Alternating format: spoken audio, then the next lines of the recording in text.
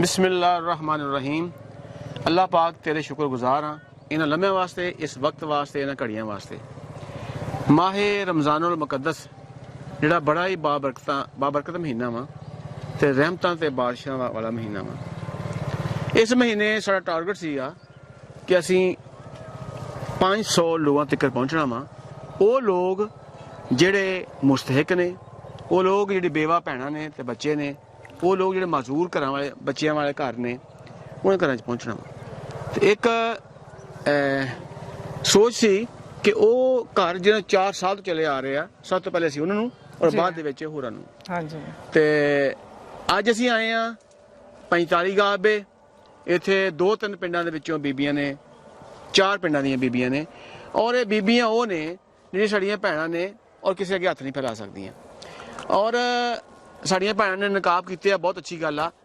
ते अल्लाह पाक तेरा शुक्र आ कि ये जेहड़ा राशन आ ये साडे वल्लों नहीं हैगा, ये मेरे रब की तरफों आ, ये अल्लाह पाक की तरफों आ, साडी कोई औकात नहीं। ते बाकी गल तारा जी करनी अल्लाह पाक का शुक्र अदा करते हैं कि अल्लाह पाक दे काम ये अल्लाह का प्रोग्राम असी कहने कि साडी सिर्फ अल्लाह पाक ने ड्यूटी लगाई है और असी वो ड्यूटी कर रहे हैं। तो ये सिलसिला जिहड़ा ना इंशाअल्लाह इस तरह ही चलता रहेगा, बल्कि ये सिलसिला बहुत वसी तौर पर चलेगा इंशाअल्लाह। और ये जिहड़ा राशन दिता जा रहा वा ये रमज़ान का राशन आ और इस रमज़ान दे जिहड़े तवासत नाल अल्लाह पाक तुहानू अपना घरां दे च खैरो बरकत दे, अल्लाह पाक तुहाडे कारोबार च बरकत अता फरमाए, अल्लाह पाक तुहानू सेहत जिंदगी तंदुरुस्ती च रखे। और इस तरह ही ये चीज़ां जिहड़ियां ना अल्लाह पाक साढ़े को ड्यूटियां लैंदा रहे ते असी ये ड्यूटियां देंदे रहिए। ते ये राशन जिहड़ा तारा जी ये साडे भाई अयूब वालों आ, जिस तरह फारूक साहब वालों राशन सीगा, हाले फारूक साहब दा होर राशन आना वा, इस तरह ए जेहड़ा राशन आ ये अयूब साहब वालों आ जी। ते ये सारा मुकम्मल प्रोग्राम उन्हें तरफों आ। हाँ इस जी। तरह जिन्हां दे होरां भैन भाइयां दे हिस्से ने वो भी इंशाअल्लाह 1-2 दिन दे विच असीं निबेड़ांगे ताकि सारा सिलसिला जेहड़ा वा एक पाया तकमील तक पहुंच सके जी इंशाअल्लाह। ते एक कुरान पाक अपना किहदी तरफों ने? ये कुरान पाक साडे कदूस साहब ने, हाँ जी, ये उन्हें तरफों ने ते तारा जी तुसीं ये मुबारक कुरान पाक भी तुहानू दिते जाणगे। ये अल्लाह पाक दी किताब आ, ये तर्जमे वाला कुरान पाक आ। तर्जमे वाला कुरान पाक इस वास्ते साढ़े वास्ते पढ़ना ज़रूरी है कि अरबी दी समझ नहीं है कि अरबी की कह रही है।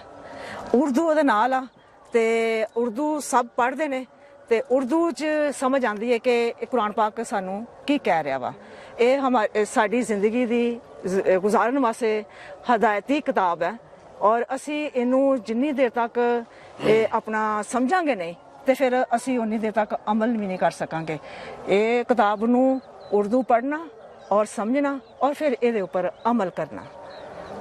ते तारा जी जिहड़ा राशन खसूसी राशन आ इहदे विच जिहड़ा राशन पैक तैयार किया गया वा, इह जामे शीरियां, इह खजूरां ने, इह 5 किलो नाल घ्यो आ, इह तमाम घर दी चीज़ां जिहड़ी ओहदी मकदार बढ़ाती गई आ। और ये स्पैशल पैकेज जिहड़ा 4 साल दे विच इह सब तो अच्छा पैकेज दिता जा रहा वा। ते तुसीं आगाज़ करो, बिस्मिल्लाह करो। सब तो पहले उसी तरतीब में करोगे? हाँ जी, हाँ जी, मेरा ख्याल है कि ऐसा तरतीब ठीक है। इधरों ऐनू या इधरों ऐनू कर लो, इधरों ऐनू कर लो, तुसीं इधर आ जाओ।